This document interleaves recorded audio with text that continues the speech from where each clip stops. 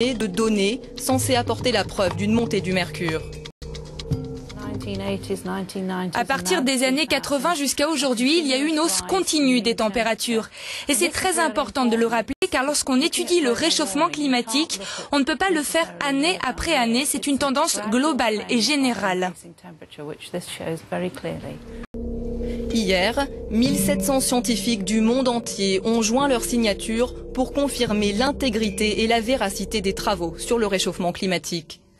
Le Climate Gate est une leçon pour nous tous, scientifiques.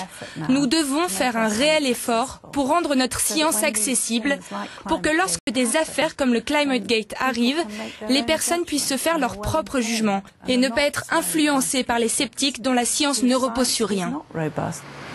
Au sein même du Parlement britannique, les climato-sceptiques se font entendre, quitte à être accusés de saboter les négociations de Copenhague.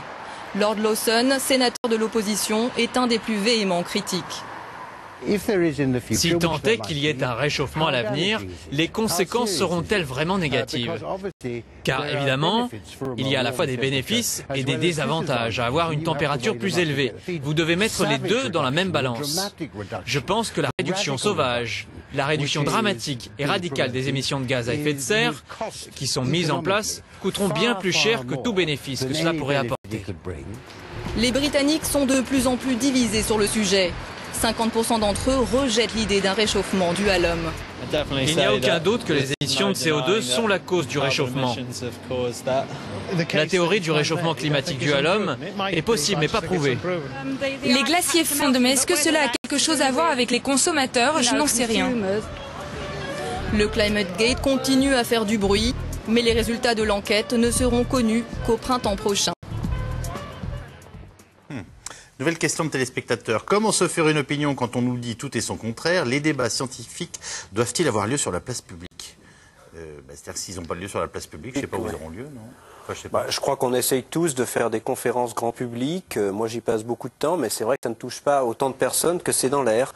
Voilà. Mais il n'y a pas non plus, je pense, en France, une véritable arène pour avoir de véritables débats scientifiques. Vraiment, je crois que ça manque, parce que je crois que ça serait intéressant, ni à la télévision, ni beaucoup à la radio. Est-ce que vous avez trouvé sain, est-ce que vous trouvez sain le rapport entre experts scientifiques et politiques tel qu'il est mis en scène à Copenhague? Voilà. Je vous dis autrement. Oui, je le redis, parce que le rôle du GIEC est très clair. Il a une mission très claire, c'est de faire un diagnostic sur l'ensemble des aspects liés au réchauffement climatique, et on doit se limiter à ça. Après, c'est aux décideurs politiques soit de l'utiliser, soit de ne pas l'utiliser. Les personnes qui sont à Copenhague sont tout à fait libres ou non d'utiliser le rapport du GIEC. Il n'y a pas du tout de relation. L'idée, c'est que nous fassions un rapport sur un état des lieux. C'est pas du tout, on ne donne pas du tout de conseils au GIEC, c'est aux politiques de se décider, de prendre des décisions, éventuellement, en fonction du rapport, dont celui du GIEC, effectivement.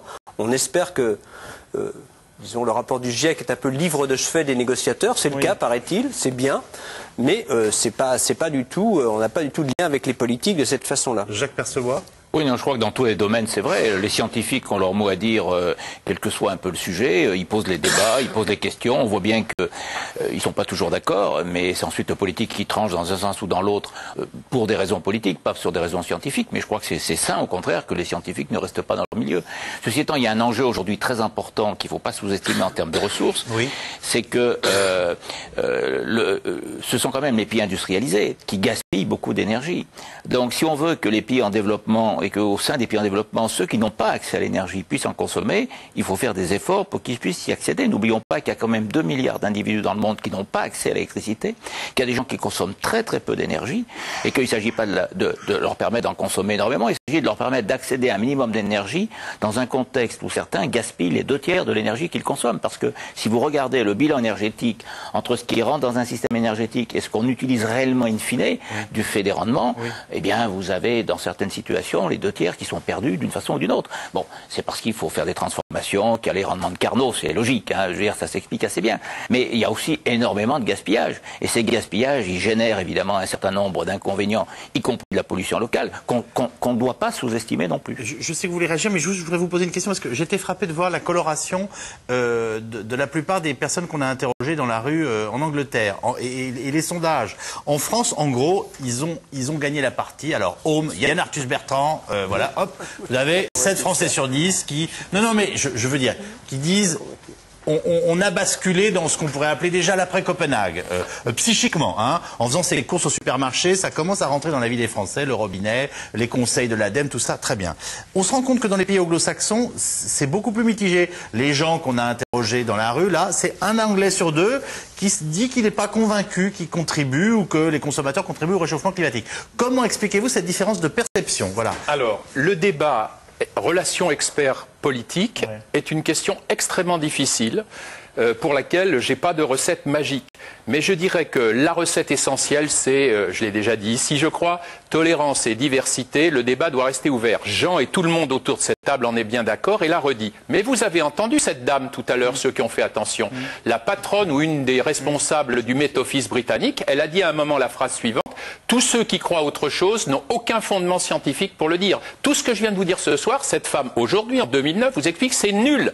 C'est ça que j'appelle le débat fermé. Il y en a de moins en moins, espérons-le. Mais il y en avait beaucoup jusqu'à il y a peu de temps. Donc la seule recette pour que ça marche, c'est accepter le débat. Quand un débat est fermé, la science est partie, le dogme et la religion s'installent. Maintenant, pour ce qui est... Vous venez peut-être de répondre à la question SMS que je ne vous avais pas posée, donc je vous la cite. Je voudrais juste savoir si je suis allé traverser. Un scientifique militant est-il encore un scientifique? En même temps, si vous avez des convictions, ce serait scandaleux que vous ne les exprimiez pas. Voilà, quand c'est le fruit de 10 ans d'études et 30 ans de recherche. Je vais répondre. Vous comprenez Un scientifique militant qui se bat pour quelque chose qu'il croit, alors que ça colle avec ses idées scientifiques, c'est pas trop mal, mais ça n'en reste pas moins une croyance.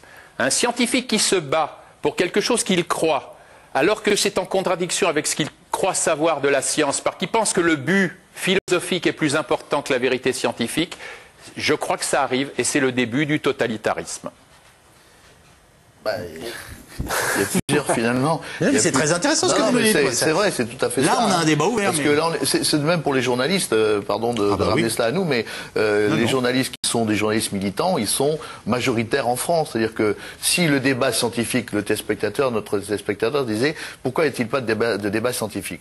D'abord, c'est très complexe. Moi, je me plonge dans c'est vraiment très très compliqué. Donc, un débat scientifique, je suis pas certain que ça passionnerait la France. Et en même temps, lorsque l'on a des journalistes qui sont censés rendre compte de ce qui se passe, ces journalistes, ils sont pour la plupart des militants. C'est-à-dire qu'eux-mêmes sont des écologistes. Et j'ai toujours dit que l'écologiste, c'est un écologue partisan, alors que l'écologue, c'est un amoureux de la nature, tout simplement, un amoureux de la planète. Yann Arthus Bertrand, Nicolas Hulot et on va dire que tous ceux qui nous ont éclairé notamment médiatiquement sur l'état de notre planète. Alors, ils ne sont pas devenus comme ça du jour au lendemain. Attendez, Yves, ils sont simplement allés visiter le monde entier et ils voient des choses qui sont terrifiantes. On va prendre le cas de Nicolas Hulot qui est très symptomatique. Nicolas Hulot, pendant 5-6 ans, il nous a fait rêver avec Ushuaïa. Et c'était un travail remarquable. Et moi, je tire mon chapeau. Et puis, depuis 2 ans, il fait un catastrophisme qui est éhonté.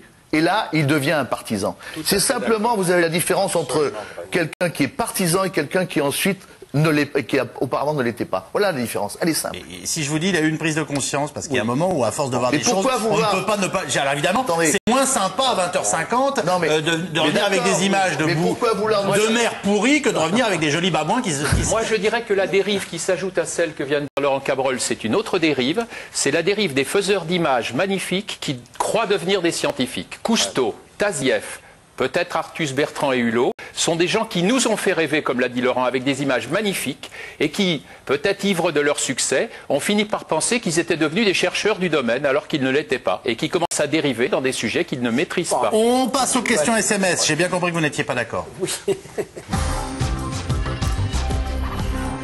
Alors, comment peut-on expliquer que le scoop du Climate Gate ait été enterré par la presse généraliste française? Vous avez l'impression... Je ne crois pas, d'ailleurs nous sommes ici, c'est bien qu'il n'est pas enterré. Moi je pense qu'il s'enterre de lui-même parce qu'il est assez vide de véritables arguments, c'est tout, il n'y a pas vraiment matière. On en a quand même un peu parlé dans la presse. Vous trouvez que c'était un peu atténué ou... J'ai lu les journaux américains, dont le Wall Street Journal, le New York Times, le New York Herald Tribune. J'ai lu